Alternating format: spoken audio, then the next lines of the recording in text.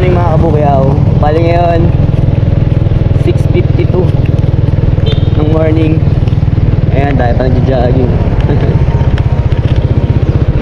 6:52 in the morning. So nakapaghatid tayo ng pasahero natin sa City Hall. Karoon na ng problema. So lumambot yung preno natin. Kaya minabuti kong umuwi na lang para ayusin muna. Baka mag-UP na lang ako after ko gawin. May preno naman siya kaso ang lalim na. Hindi ako komportable sa ganon. O sarili kasi yung problema sa akin. So medyo delikado talaga. Ganang panahon. Ang kulimlim mo. Gawin ko lang muna yung preno. Tapos punta dito. Sabay biyahe. Or pala na.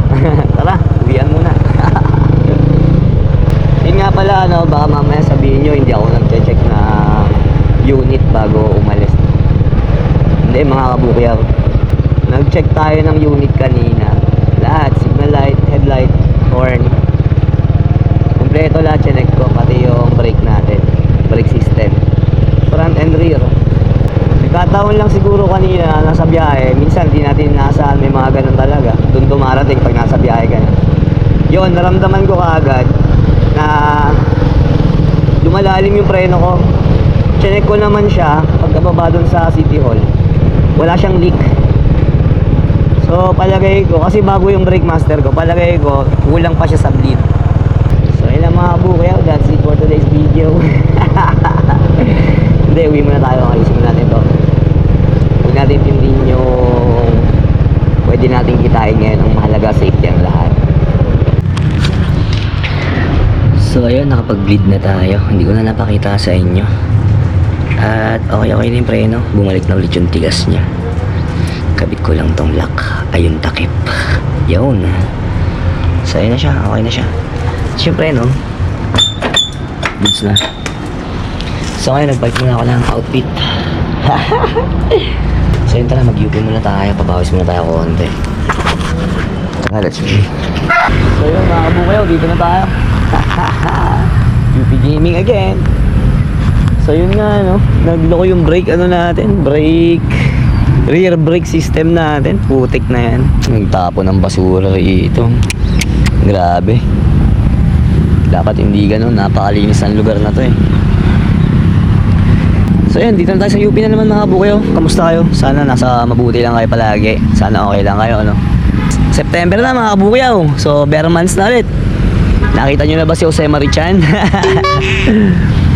Yun, so dito tayo muna ikot-ikot. Hindi tayo nakapag-open ng app ah. Open muna tayo ng app. So open na natin to para magamit na natin. Nag-chat si ate. May kukwento nga pala ako sa inyo mga kabukyaw. Sige, habang ino-open ko to, kwento ko lang sa inyo kanina. So, di ba nga nangyari kanina lumambot yung ano natin dun sa brake master pump. Palagay ko yun na yung panaginip ko. Nanaginip ako, nakasama ko yung ate ko. So, yung ate ko kasi nasa ibang bansa yun. Eto siya, yung nag-chat. So, minessage ko siya maagang maaga. Voice message ako sa kanya kanina kasi nga kasama ko siya sa panaginip ko. Dun sa panaginip ko, medyo ano siya eh, yung parang sobrang ano talaga. Alam mo yung parang nakasakay kami sa isang panghimpapawid na biyahe. Hindi ko siya masabing eroplano kasi hindi ganun yung figura niya eh. Pero halos ganun yung datingan.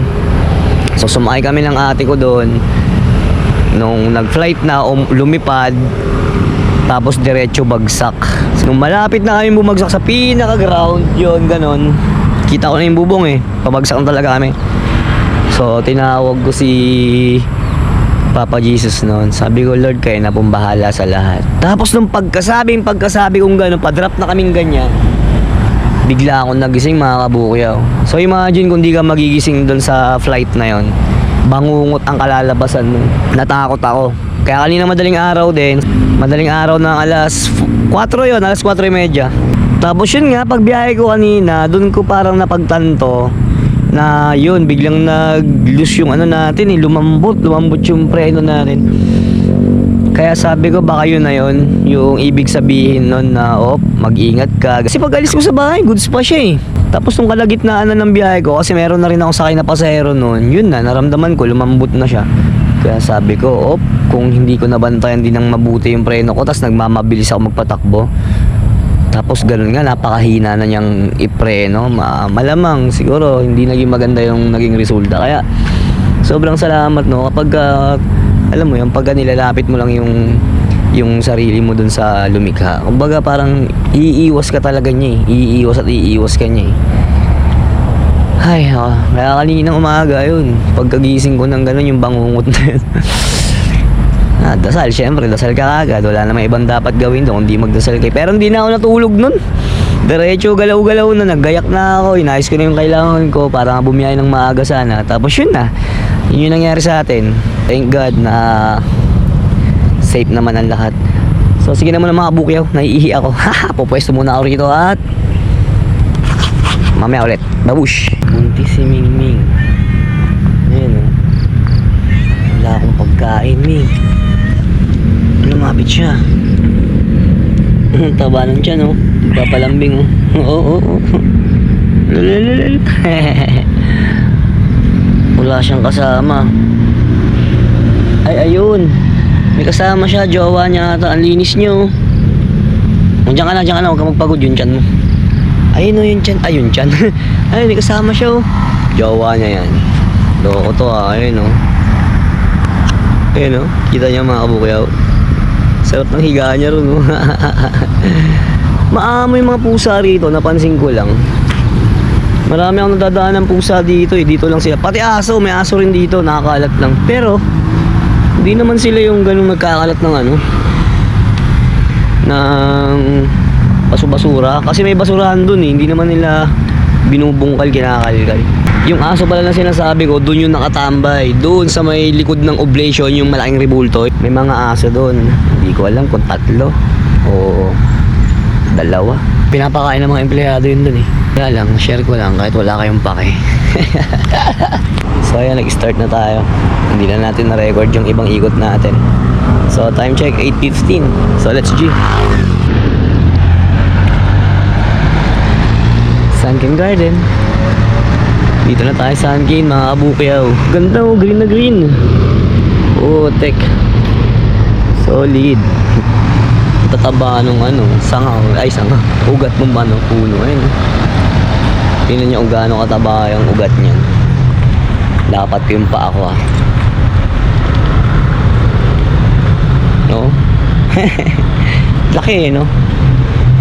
Sa tumambay rito pag hindi siya basa. Ayun, sandal ka lang dyan.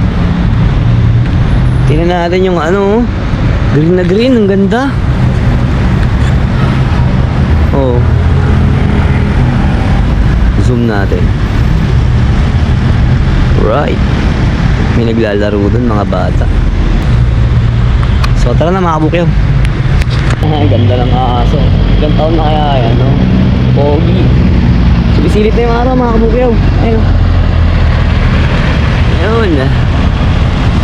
Sarap. Timing yung punta natin dito. Mas maganda kasi yung no? Medyo may araw siya. Pero hindi naman yung sobrang init. Sakto lang. Tuloy ko muna to mga kabukyaw. Ganda oh, lumabas yung araw. Kinulayan niya yung damo. Mas lalong naging green na green. Ganda, di ba? Panalo.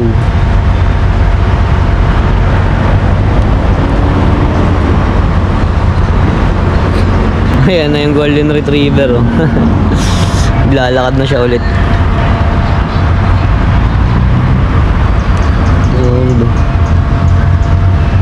Doggy. Tara, arat na. Tingnan niyo yung aso. Golden retriever. Narinig yung pogi. Lumingon. Ilang buwan na po siya? 2 years old. Young adult. 2 years old. Galing, hindi siya naghihila. Train na yan. Nag-blink. Andar na. Stop tayo rito. Ayun.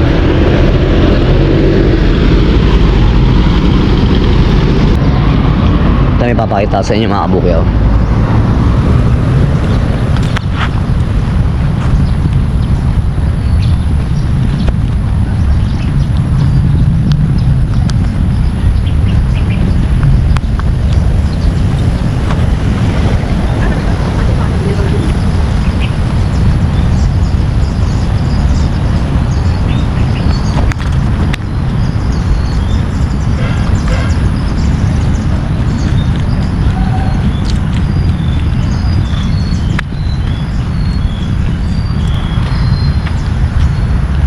Sarap sa tenga ng huni, no?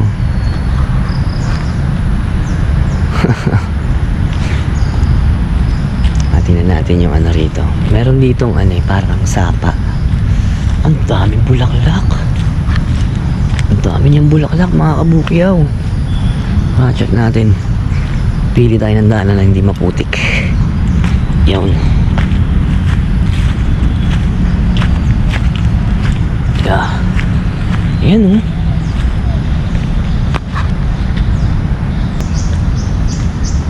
Anong tawag sa ano na yan? Bulaklak. Ito nakakalam ng bulaklak na to. Pa-comment naman. Ito ba yung water lily? Water lily. Ayan yung kabilang nilalakaran ko. Pag nag-start tayo dun sa oblation. Ito yung oblation. Ayan yung oblation. Yun yung parang makikita yung pader dyan na puti. Yun. Yan. Andyan yung oblation. Sa harapan yan. Tapos dyan tayo umiikot. Yan. Yung may sasakyan na yan sa gilid-gilid yan. Dyan nagwo-walking, biking, jogging yung mga tao. Yan, sa gilid ng mga sasakyan. Ito yung kalahati. Kalahati niyan. Tapos pag diniretso yun, pag dumiretso ka pa doon, andun naman yung Sunken Garden. So, dito sa part na to, nangangalahati tayo ng pagitan ng Sunken Garden at saka ng Oblation. So, ang ruta natin is pa-Oblation. Tara na, G. So, pinasyal ko lang kayo rito. Hindi ko na i-edit to ng may mga sounds kasi ang ganda naman ng sounds dito.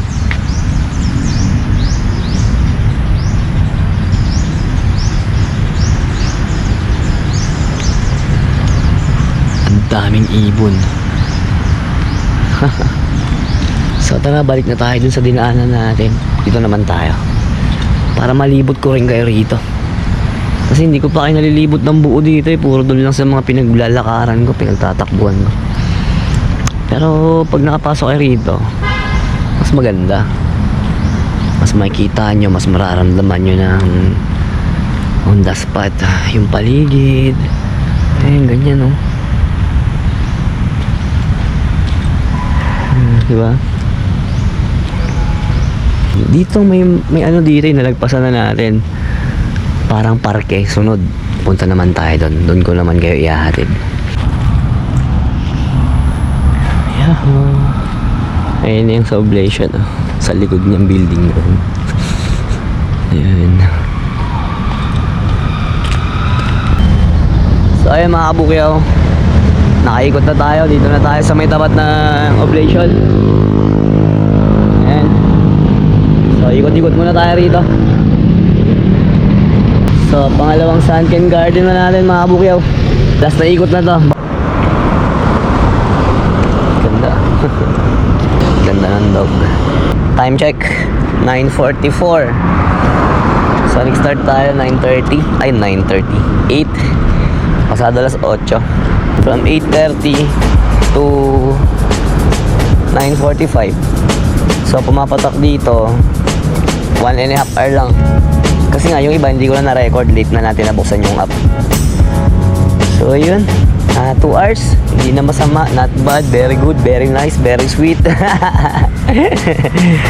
Distance 6.64 kilometers. So ilang steps ba to? Tingnan natin. So ayan, 6.74 kilometer tayo natapos. So stop na natin. Yun ang steps natin. Ayan o, 7,557. So 6.75 kilometer at 1.5 hour. So kung na-record siguro natin lahat, baka malagpasan pa natin tong 7,557 steps na to. So okay lang. Natapos naman na natin yung 2 rounds. At yun lang mga kabukyaw, no? Maraming salamat sa pagsama. Ingat kayo palagi kayo mag-iingat. Always fit and healthy, mabuhay ka. Babush!